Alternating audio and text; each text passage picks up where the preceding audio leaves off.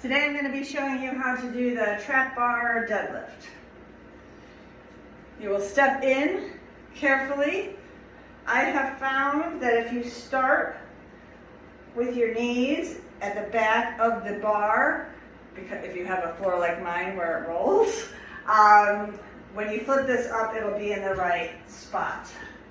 All right, feet are between hip distance and shoulder distance apart. If you're not sure where your natural stance is, just take a couple of jumps, and where your feet land, that's how far your feet should be apart. All right, preparation, creating pre-body pre-lift tension, shoulders back and down, hips underneath the rib cage, quads externally rotated, core engaged and braced as if I just got punched in the stomach. From here, I'm going to hinge back, pushing back through my hips. I'm going to grab the handles in the middle, make sure that my knees are lined up with my forearms, making sure I grab the floor with my feet. First thing I'm going to do is engage my lats by flipping the insides of my elbows forward. From here, I'm going to push out my knees. And then last thing, I'm going to lift my chest up and sit back into an imaginary chair. One thing you want to think about is if you had something written on the front of your t-shirt, somebody should be able to see it. That means your chest is up enough. All right, keeping my neck in line with the spine, making sure I've got tension. I'm going to take a nice inhale. I'm going to push the ground away. Exhale as I come up. I like to take another inhale here. I'm going to hinge, hinge, hinge, hinge, hinge.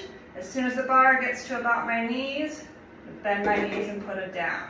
I'm going to create that tension again. Flip the elbows forward, sit back, lift the chest up, push the knees out, push the ground away and stand up. Hinge, hinge, hinge, hinge, hinge, hinge.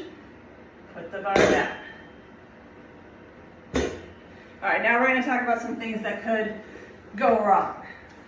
Oops, I guess I should keep this here. All right, so when you're setting up, you want to make sure that the shoulders are on top of the wrists. So if you're in this position here, you need to sit back a little bit, raise your chest.